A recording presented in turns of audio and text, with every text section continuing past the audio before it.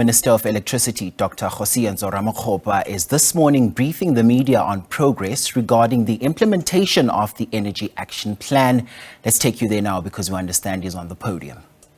On the generation side, essentially what you are seeing as capacity available, then makes it possible to create an additional buffer for us to have increased levels of planned outages. So I was listening to people having a panel conversation, and in one of the conferences, and someone was saying, oh, the improvements we are making is as a result of not reducing significantly planned outages. Now we can see that we are beginning to build room, and as a result of building that room, we are taking that opportunity for us to be able to ensure that we are able to improve a ramp up on planned outages. And this is important because when we get out of this challenge, I'll be able to say with the highest degree of confidence that load shedding is behind us, because the amount of effort and work we have exerted in ensuring that we stick to philosophy maintenance, planned maintenance, has been so meticulous that they were confident about the reliability of these units as we put them back onto the grid. And then the area that still requires attention is the one of partial load losses. So essentially, these are units that are operating, but they are not at optimal capacity. So the significant amount of capacity that we are losing as a result of a myriad of factors. And of course, we can share what those are. And you can see that they were not able to fully exploit these units.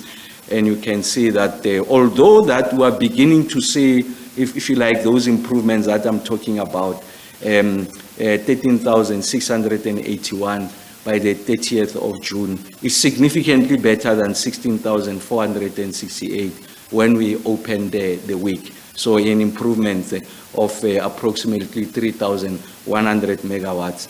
But we really want to keep on making the improvements. We'll be at it, and we can see now we've breached what I call the psychological mark of 14,000 megawatts. We are below that. And I'm not suggesting that it's not, will not deteriorate, but what we are seeing is that it's a downward trend. And for me, that is important. It's just an appreciation of the trend over a period of time. So just a longitudinal study of what is it that constitute the performance of this unit. And in there you can excavate a number of facts, including the fact that we are becoming significantly more reliable, if you like, going forward. And of course, I did indicate the issues around the peak forecast. You can see that we came nowhere close to the 34,000 megawatts that we had projected as part of our winter outlook when we generated the worst case scenario. The worst case scenario had two elements. The first one was to say that what we refer to as the unplanned capacity loss factor will be upwards of, will be 18,000 plus. And we can see that on average the past week we have 15,400 as the average, and in fact by 30th of June we're at 13,681. So that's the one element, the improvement. And the second one, we had said that in terms of the worst case scenario as part of the winter outlook, remember we generated 3 scenarios. We had projected that the demand will be about 34,000 megawatts. And the most that we had in the past week was on the 28th of June, where we hit about 31,540. So really this is a significant improvement. An area that again will receive additional attention is the one on outage slips. Outage slips means that we are failing to meet our promise to return the units at the time that we had determined. And you can see that it accounts for about 1,503. That's the average. But the point I'm making again is the trend line. You can see that there's a downward trend. And when you aggregate and put these things together, they are responsible for us to be able to have 16 hours of the day, no load shedding, 8 hours of the day, stage 3 load shedding. And this is by no accident. That's the point I'm making, is because of the exceptional efforts of the men and women at Eskom. what this slide attempts to demonstrate. So what we're trying to show you is what is the delta between your demand and your generation. And of course, once the system operator uses a tool that we refer to in common parlance as load shedding to be able to close that gap. The higher the gap is, the higher the stages of load shedding. And you can see now what is happening, that we are beginning to approximate, if you like, generation is now beginning to keep up with demand. And that's why you are able to see during certain days of periods of the day, significant periods of the day, I may add, about 2/3 of the day we are not having load shedding, is because we are beginning to balance that. But what is important is that we need to ensure that generation far exceeds demand, and in that way we'll be able to pull out a number of units through planned maintenance, and we're able to build a buffer so that as the South African economy continues to grow and recover, that we've got sufficient generation capacity to fuel, support, provide the necessary oxygen for us to be able to address the issues around the growth of the country and the degree to which you need a reliable power supply. Again, the planned outages, again, an illustration. So what did we do? The beginning of May, ramped up planned outages because we have foreseen that there's likely going to be increased demand as we enter the intensity of winter, so that these units don't get to fail. And then it went down. But because of the recoveries we are seeing on the generation side, the steady nature of that recovery, then it gives us an opportune time for us to be able to ramp up planned demand in the midst of winter. It's an important point there.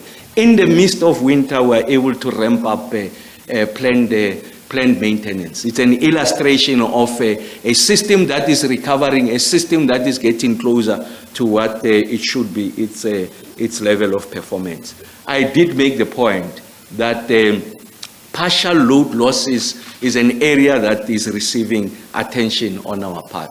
And like I said, the last time when we met, one of the briefings was to say that we are tapping on the expertise outside ESCOM to go and work with the general managers at the various stations. We are able to diagnose and determine the root cause of failures from one unit to the other. So if you like, the performance of this unit is not an aggregate performance. You need to have an appreciation of, if you go to station X, what is the performance of this unit? What are the common failures that are responsible for the failing of that unit and or responsible for the partial load losses? And then we know the biggest culprit on units going out is boiler tube leaks. The issues on partial load losses has to do in part the quality of the coal. It has to do in part in relation to us keeping to the emissions parameters, and that's why we've got the expertise to help us, amongst others, to address those issues, and of course we are listing them. So what I'm saying is that we are very meticulous, we are deliberate.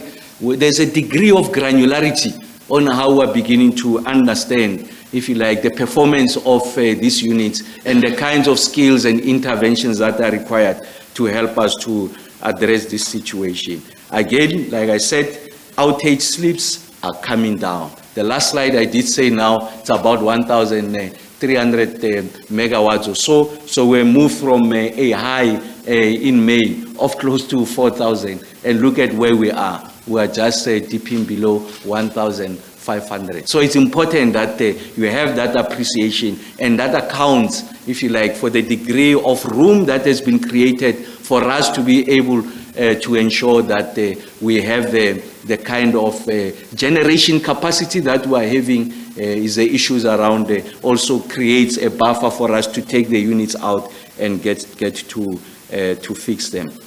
Of course, I've spoken about what the focus was, and then you can see that, if you like, the peak focus essentially is focus is lower than the actual. And the point I made earlier on is a function of a number of factors. A very aggressive and effective campaign to make a plea to households to reduce, if you like, demand. the kind of interventions that we have made in relation to programs, and also at the various municipalities, City of Johannesburg, amongst others, and the many that are doing exceptional work, City Power, to work with communities so that we are able to reduce demand without undermining their ability to meet their daily needs. So when we reduce this demand, it doesn't deteriorate the quality of life, but essentially it begins to engender, if you like, good practices on how we use energy, and we use it sparingly, and we are not complacent about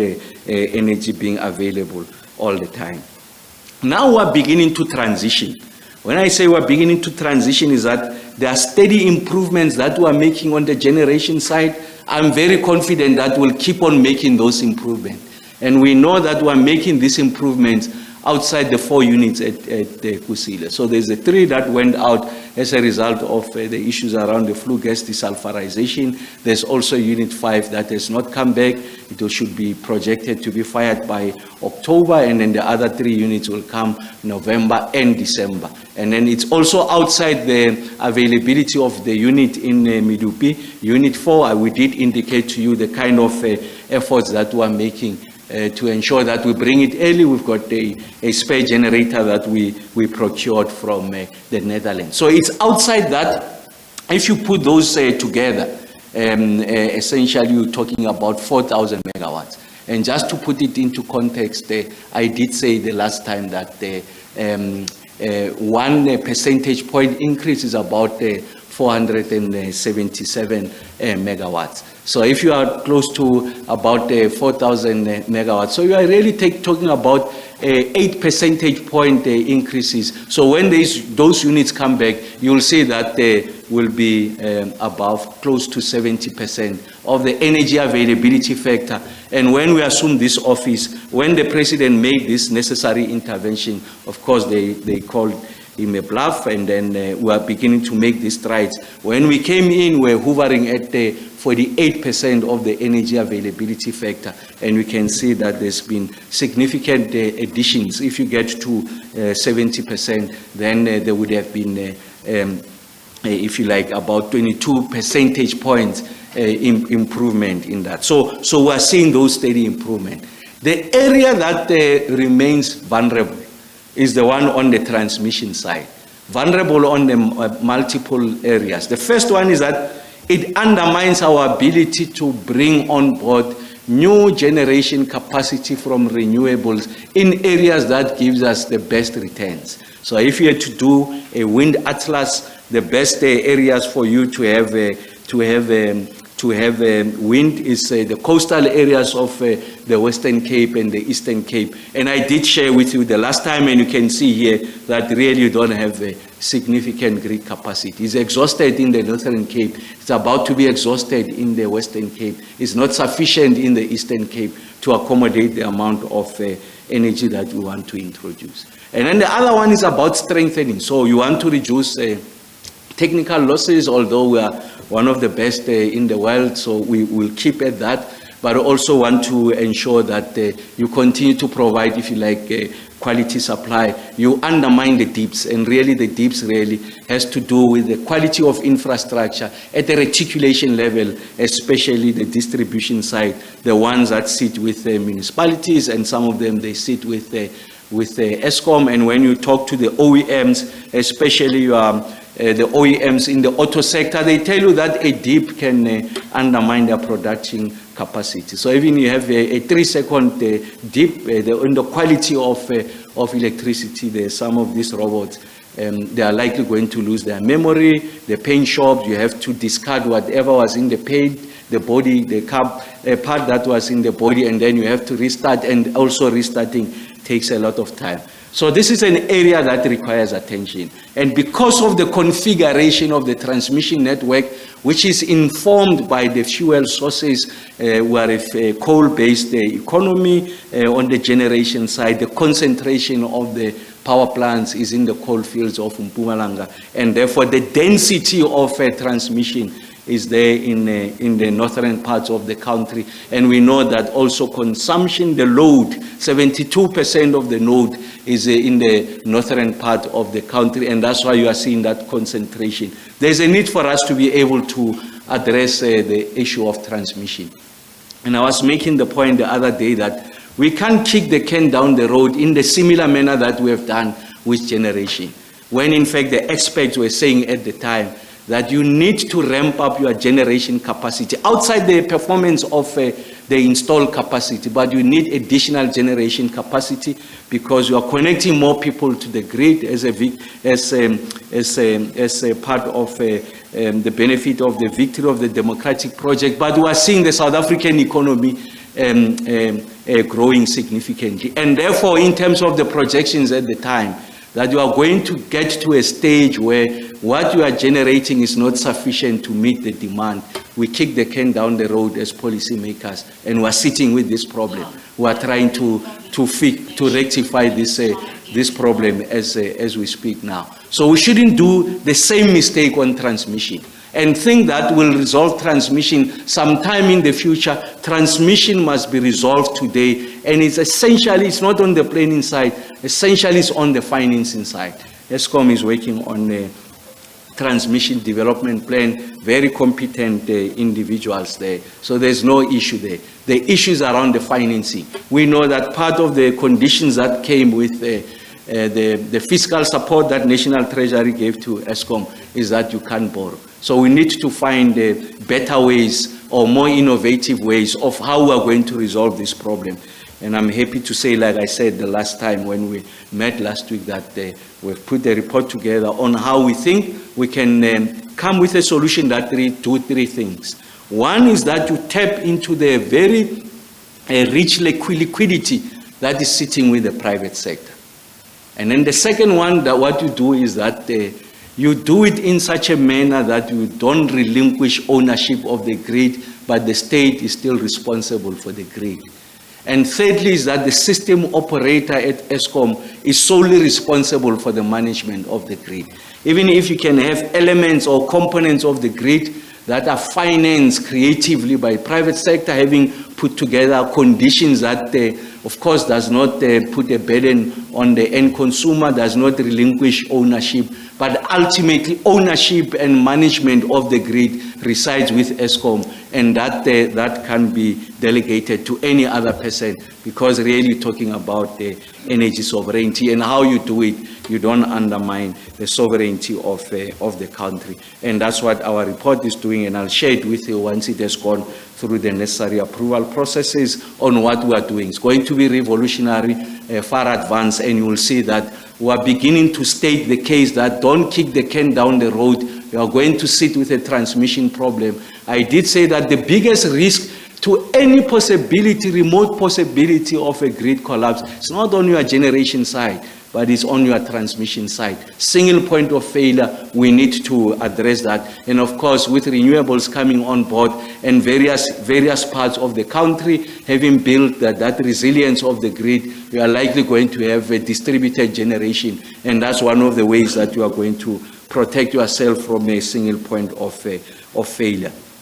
Here we are trying to show you that there's a significant work that is being done in ensuring that we are able to address the transmission side and extend the possibility of extending the transmission network. So we are going a bit south now, because that's where our problems are, and because the opportunities reside there in relation to renewables. And then as I conclude, I did say that the last time, just to give you the assurance that we are accelerating the release of the further bid window, that is bid window number 5. Like I said the last time, that the intention is that should happen before the end of July. And I spoke about the one-stop shop, so where we are able to make sure that we aggregate all those government services that are necessary to unlocking, if you like, the issues of private sector investment on the generation side. Of course, we are going to come with these innovations also on the transmission side. And of course, the point we are making is that obtained a decision on additional ministerial determination and license applications. And the point really we are trying to convey today is that we have made significant progress. We're confident about our ability to take South Africa out of load shedding. The commitment I had made before, working with a team of competent engineers at Eskom, the leadership at Megawatt Park, the leadership of the board under Mr. Makwana. Like I say, I can't overemphasize the contribution of Mr. Ngumalo and his team there at Eskom, who are making significant strides. I want to say to South Africans, like I promised before, we will get out of this load shedding problem. We will build a buffer and ensure that the South African economy is able to realize its potential. Everyone that cares to observe the lie of the land, you can see that the significant improvements that we are making. We are providing some degree of relief. That's not sufficient because during parts of the peak, we have stage 3 load shedding. I want to give you the confidence that we are going to resolve this. It's an engineering problem. On the leadership issues, the president has appointed the Minister of Electricity to provide stewardship to that resolution. I eat, breathe, and sleep the resolution of the load shedding, and I'm confident that with the team that is helping us, we will be able to resolve load shedding. Thank you very much, DG. Minister of Electricity there, Dr. Kgosientsho Ramokgopa, just detailing some of those plans there. He calls it the implementation of the energy plan.